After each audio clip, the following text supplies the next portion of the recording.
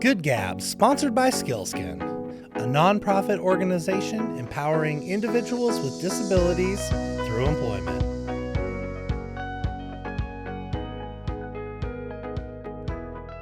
We have an awesome person with us today. This is Jill Lynn Nunemaker.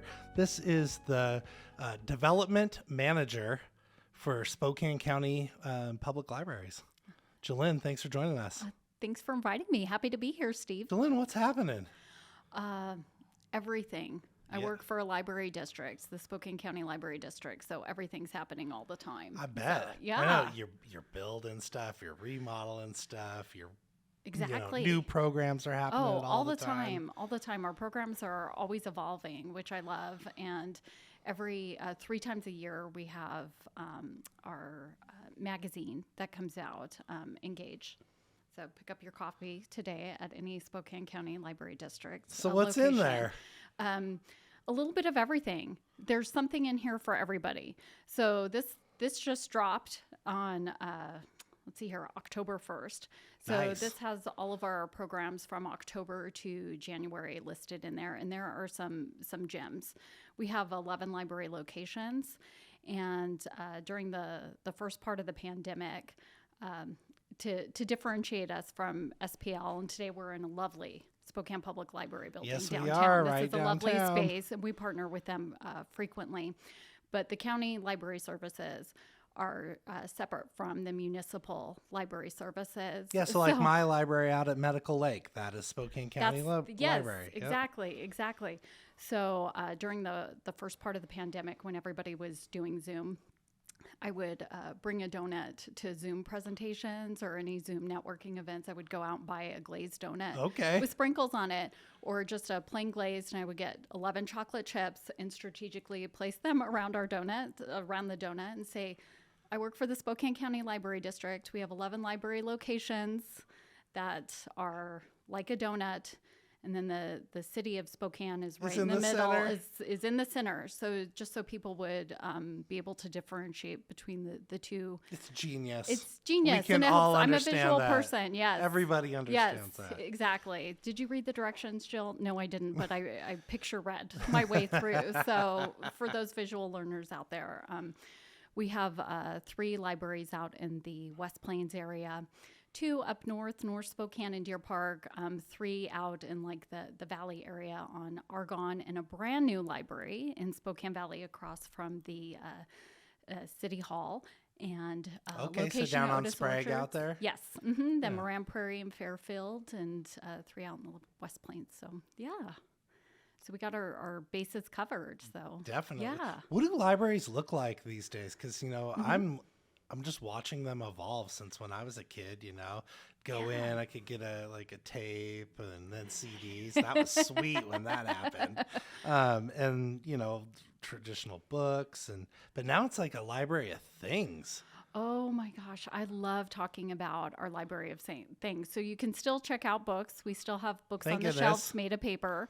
Do you read books of paper? I or do. Are you electronic? I am not electronic. Okay. In fact, I was chatting with my daughter's teacher yesterday, and they just did like a persuasive writing component in her English class, and she wrote hers on why she prefers paper books over like e-readers. But I know. I'm like, I had no idea she did that for her persuasive essay. But if you're an e-reader, you can download ebooks onto your Kindle or whatever device that you have. That's incredible. So we offer I like real books too, by the way. Me too. I just can't help it. And you could check out DVDs, CDs, tons of digital resources. But in addition to that, we have some fabulous programs too. So, and there's something for everybody. And if you can't physically pop into our libraries for a program, a lot of them are online. So we found that is... so this is so accessible. It's incredibly accessible. So if you're an entrepreneur, we have... small business workshops through SCORE. We partner with SCORE, and once a month we do, it's kind of like a lunch and learn almost. It's free. You register. It's at noon once a month, and there's different topics on how to write a business plan, how to negotiate and negotiate contracts, just something for everybody in the small business and entrepreneurial I hope our producer Tony's listening right now, because he's always trying to try new businesses and he's going places. Oh, yeah. He's got to show up. Yeah, absolutely. Absolutely. So our SCORE business workshops are hugely popular, and we love partnering with SCORE through that. But we also have digital resources for entrepreneurs and small business owners here. We have the Gale business plan builder. So that's kind of a scary part of starting your own business. It's like, I have this great idea. I know how to implement it, but how do I write a 50, 60 page business plan? Scares me. And I've done it. Exactly. So this really prompts you through. You just kind of follow the prompts. And if you're like, this module doesn't fit my needs, then you can just skip over it. And there's like a nonprofit business plan and a for-profit. So it's really great. So we have those types of online programs. And then we also have like master gardening programs and all sorts of things. That's online. one of my favorite parts about our library is the seed library. The seed library. Yes. Yeah. Hot dang. I have been love it. able to grow some amazing heirloom tomatoes that were in there. Oh, that's great to hear. I found some weird squashes I'd never heard about. I was like, all right, let's try this out. And whoever is, it's like take some, give some, right? Yes. And I love that. It's community right there, right in front of me. It is, because somebody might have a bounty of, like for me at home, I always every year have tons of like Queen Anne's lace and hollyhock seeds, but somebody else might have tons of like black-eyed Susan seeds or tomato seeds. So it's great being able to bring those resources in. And if you pick up our latest copy of Engage, there's a one-page article on the seed library asking everybody to bring their seeds back, because it's that time of year, and then we'll prep them, and then come spring, those will be made available again to our communities. And it's great too, because with the seeds, they've kind of microclimatized to the area as well. So that makes sense. Yeah. Yeah. And so each generation that comes up, they're just made for here. Nature. Yeah. And growing our own I'm food. into it. Yeah, me too. Me too. Yeah. So the seed libraries, that's one of my favorite programs, because I'm a gardener too. So, and you had asked about our library of things. Yeah. Out of everything that we offer, that I think is the most progressive and unique, because occasionally I'll get people come up to me and be, oh, you guys just have books. It's like, no, we don't. We do not just have books. There is a world of wonder out there to explore. So we literally have something for everybody. And I think the Library of Things is the biggest testament to that. So you can check out. What's the weirdest thing that's in there? Oh my gosh. Or unique, maybe. Unique. We have telescopes. What? Yes, we have telescopes. Okay. And I know by the time this airs, this will be not relevant until the next eclipse, but we have sinoculars as well. So we have the solar eclipse coming up, and we have sinoculars so you can view the eclipse. We have sewing machines. Whoa. Yes. Pickleball sets. That's hot right now. I know, isn't it? Yeah. So we've been able to add pickleball sets, sinoculars to the catalog, as well as like inflatable movie screen projectors for the summer months, and you can rent a movie projector. So wow, my mind's blown right now. I know, it's amazing what we offer. So. We have a nonprofit associated with the County Library District called the Library Foundation of Spokane County. And this past April, that's our big fundraising campaign, or big fundraising push. And every year we find a program that's most in need of funding. And last year it was the Library of Things. So we really wanted to boost our offerings, because that's such a fun collection. And so the Library Foundation fundraised to add more of these items to the Library of Things, and ukuleles and all sorts of fun things. Okay, and so Instant Pots. You want to learn how to cook an Instant Pot? Here we go. Well, how does someone access that? Like, do they go on the library's website? Do they go inside of a library? How do they do it? It's online at scld.org.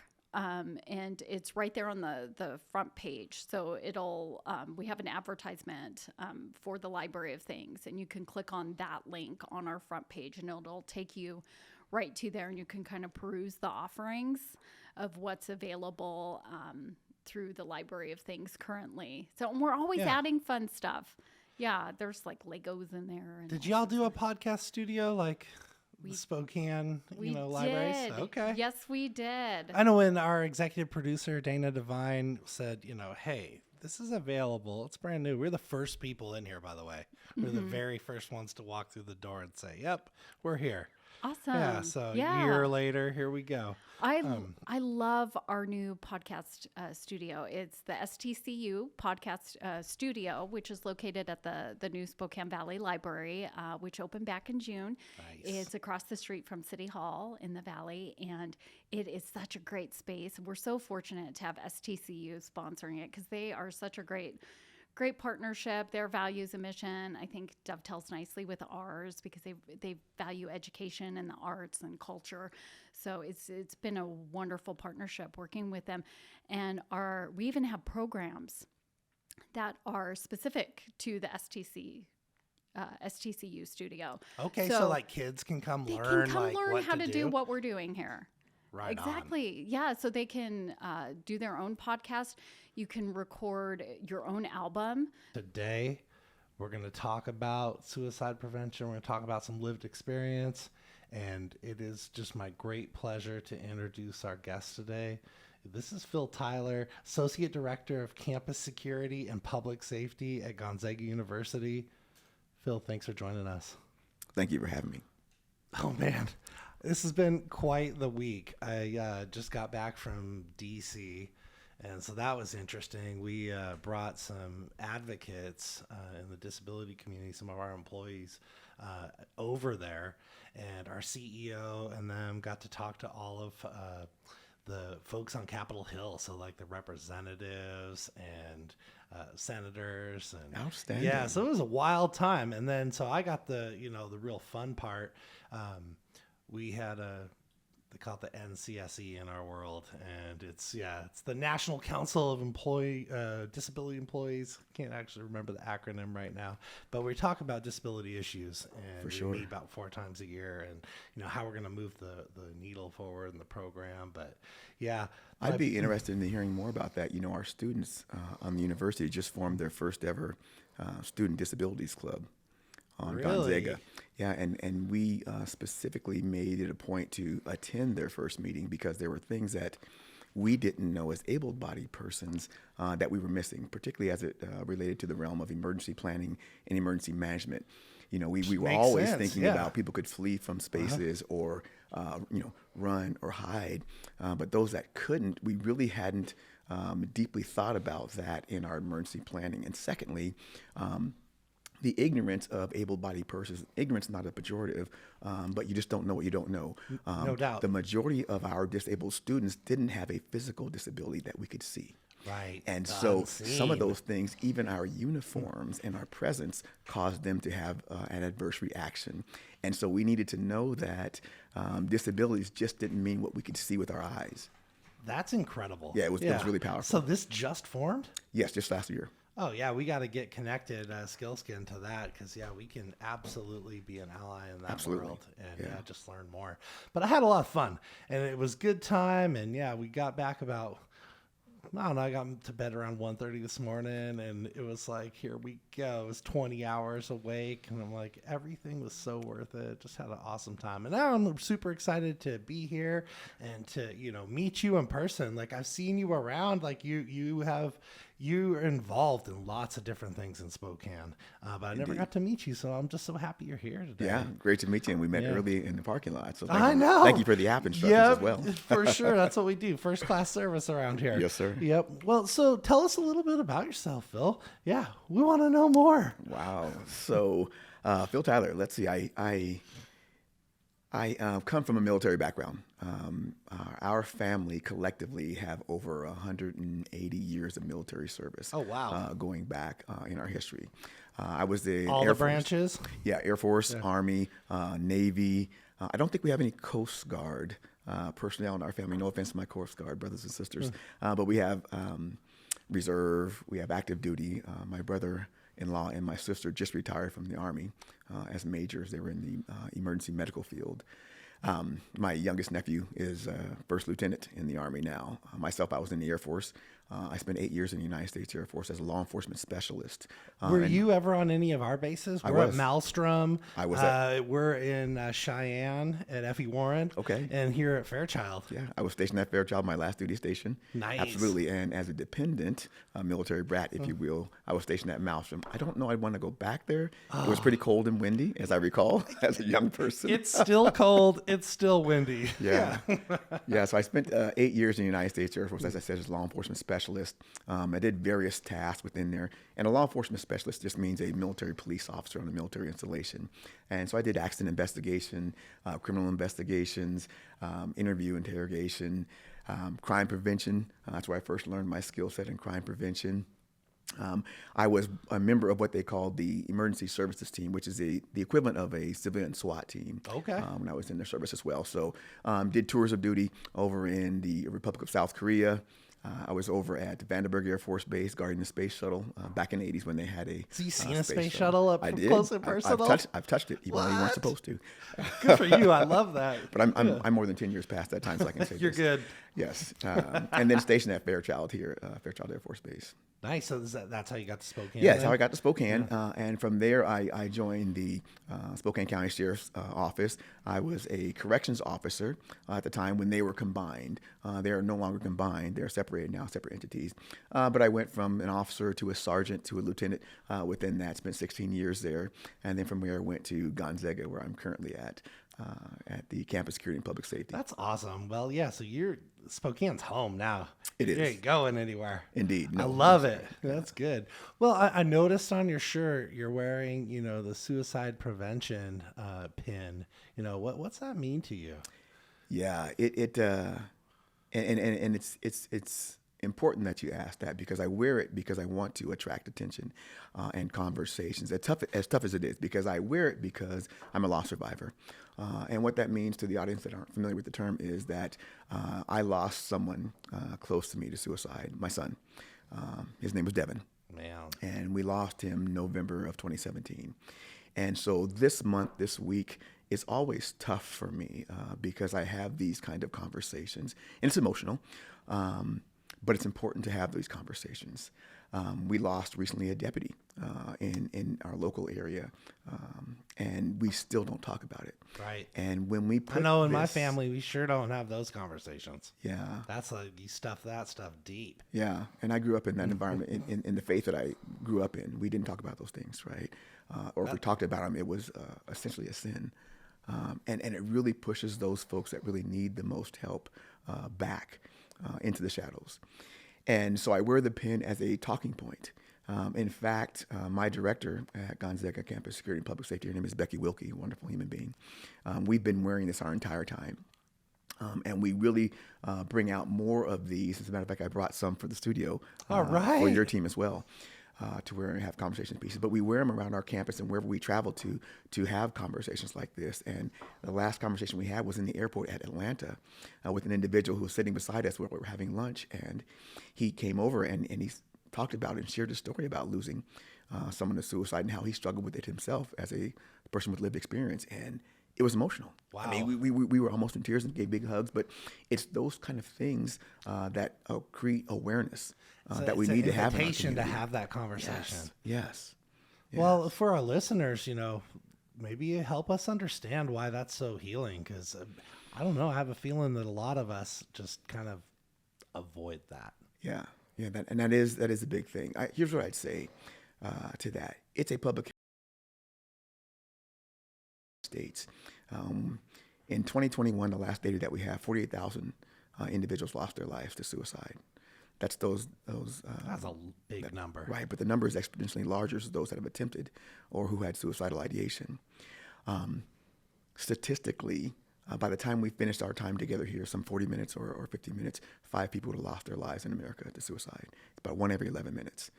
And when you say those numbers, and when you hear those numbers, it's very devastating.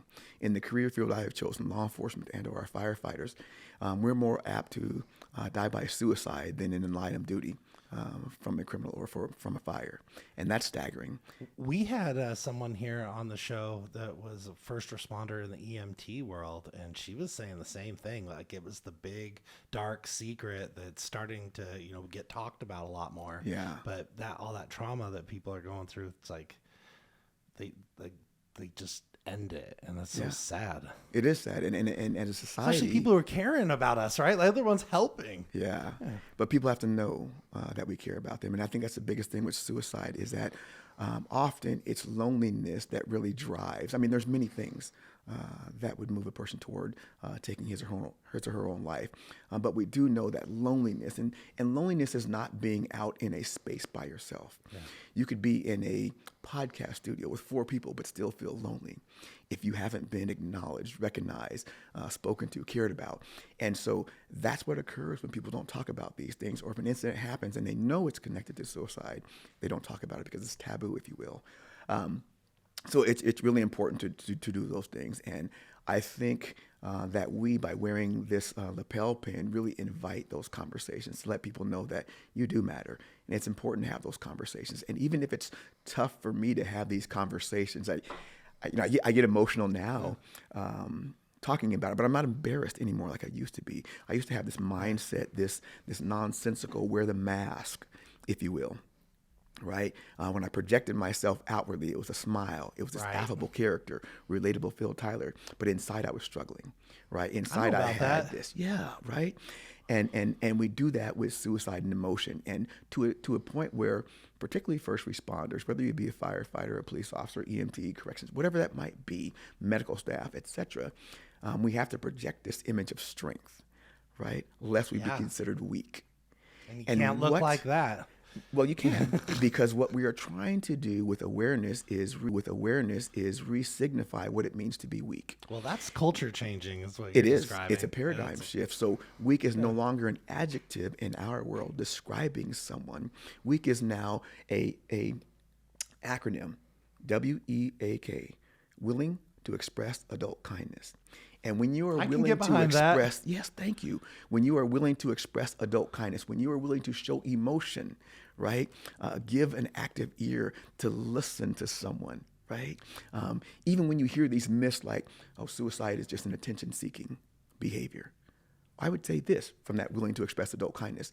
Maybe the attention you give that individual can save his or her life. Today, we have Molly Allen here, Executive Director and co-founder of Safety Net. Molly, thanks for joining us. Thank you for having me. So what's happening at Safety Net these days? Are we going? We're not going to have that go. You can totally cut that. Yeah, I don't want to be the one that says that, although I say stuff like that all the time. So what's going on with Safety Net, you asked? Yes. Safety Net just had a huge fundraiser. I saw that at the Aviation Center, what do they call that? Yes, the Historic Flight Museum. Nice. And my partner, Colleen Quisenberry, was the chair this year. She had a fantastic group of people, and they raised, we all raised $125,000. That is big money huge for for one us. night. That's huge, awesome. The biggest we've ever had. Congratulations. So, thank you. It was great. It's great. And with that comes more exposure. Totally. And so with that, we're busier and kind of just helping out more former foster youth here and in North Idaho. Yeah, so for those that don't know about Safety Net, what's the program? What are y'all up to? So this is our 15th year. 15? And we help. That's some longevity. It is. And we've grown a little bit each year. And now, of course, we're bigger than ever, which is great. And we moved into North Idaho 2 years ago. We have an advisory committee there. We help the young people who are aging out of foster care. That's really the gist of it. And we do all the stuff that the government can't do. All the stuff. Yeah, because it just stops, right? It stops, yes. Yeah. It's a little different than it used to be. And so it used to be 18, you're out. And now you can sign yourself back in. A lot of the kids don't want to because they're tired of it. Right. And I can see that. It means, following rules and everything. And they've been dealing with foster parents their whole lives usually, especially if they're at the age where they're aging out. They haven't gotten their forever home. Right. And so they're really tired of the system by then. And they just want to give it a try on their own, and it's hard. So yeah, they want to bounce. And it's hard for anybody. I mean, I don't know if you have kids, but my son is 29. And so our daughter's 17. She's about to find out what's going on. Yeah. You're just the tip of you think ballet classes and all that were expensive. Wait till they need to move out. No doubt. It's a thing. It's a situation. So my son, I adopted him when he was 10, and he was in foster care on the west side. And so that's why I have the interest in foster care. And so when he was 14, somebody talked to me about the aging out process. And I did not know what happened to kids who aged out. I had no idea. And they were saying, oh, well, that's great for him because if he were 18. So I was looking at this very immature 14-year-old thinking, what's gonna in happen? 4 years, there's no way he'd be ready. And so somebody had approached me, Aline Alexander, actually, who's the executive director. Embrace Washington. Yes, of course. Yeah. She had approached me to help her with a PSA for foster care to college. It was a thing that they had. So I did a TV PSA for them. And then they lost their funding and they went away. But meantime, Colleen Quisenberry saw me on television late one night when she couldn't sleep. And she said to her assistant, I want to meet her because I have the same vision. Like, I want to do something with her. So that's how we created Safety Net with Aline's help. She just called you up. It's like, here we go. Yeah. Hi, Colleen would like to have lunch with you, please. I'm like, okay, I'll have lunch with Colleen. And then that was 15 years ago. So that was probably maybe February. And I think by that summer, we were having our first fundraiser. I mean, we hit the ground running. We were under the Volunteers of America umbrella for a while because we didn't have our own 501c3. And then we just grew and grew. That's an incredible partnership. So you just leveraged who we knew and made this thing happen. Well, and at the time she was in advertising and I was on the radio. So we got to do things that most people who are trying to start up wouldn't. So she had access to, just her talents alone lent itself to getting the word out and all of that. And then I was able to do that as well. And Global Credit Union and KXLY Broadcast Group signed on right away for the first fundraiser. And they've been with us ever since. And they've given us money. They were our major sponsors. So because of the two of them really is how we got started. Yeah. So that's incredible. Well, and the need is just so much. Yeah. That's why I learned about, the world of aging out from we were talking about Kevin Parker earlier. He's the one who told me and just kind of taught me about Embrace Washington and Skillskin. We did some videos for them too a few years ago what was their big fundraiser? It was like the Blue Jean Ball. Hang on. What do you call it? The bootlegger ball? No, the plaid. Oh, plaid. Gotcha. It's like the plaid. Something. But anyway, that's what I learned. So how do you all work together, right? Because they're dealing with the kids that are in the system, right? Yes. And Safety Net is when someone's leaving. Correct. Okay. And Kevin Parker started, and he and Aline started Embrace because of Safety Net. So he was at one of our fundraisers years ago. We were just having this conversation this morning, in fact, and he was there, and a girl named Josephine spoke, and he was so moved by that. He and Carrie took her in, and she lived with them. Went to Whitworth, finished, did all that, is doing fantastically well now. She's a great gal, and worked at Dutch Bros, did the whole thing. But he didn't know about it either until he came to our fundraiser. And he came kind of like, another fundraiser. I don't want to do this and that. And it was because of that moment. So then he was very involved. They did some fostering themselves. And then they started Embrace Washington along with Aline Alexander. So that's how the that story happened. really starts to grow from here. Yes. So it started at Safety Net. It started at Safety Net. Yes. And then and Aline, really, she's the queen to me of foster.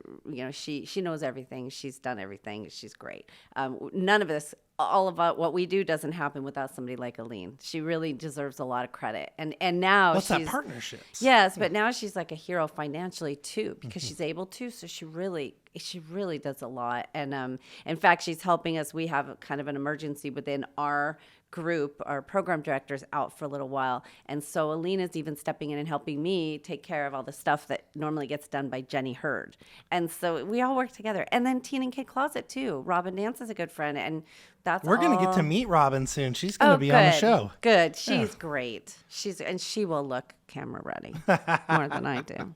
She'll be ready for this action, lighting or not. Heard it here. Yeah, no, she's great. She's great. So, yeah, it's nice. Spokane is so great. And I can't believe how many really good nonprofits are here and how many get supported. Really, it's fundraiser true. after fundraiser, everybody's there showing up, and we're so lucky. Well, help our listeners understand, what a person who's aging out, they call you.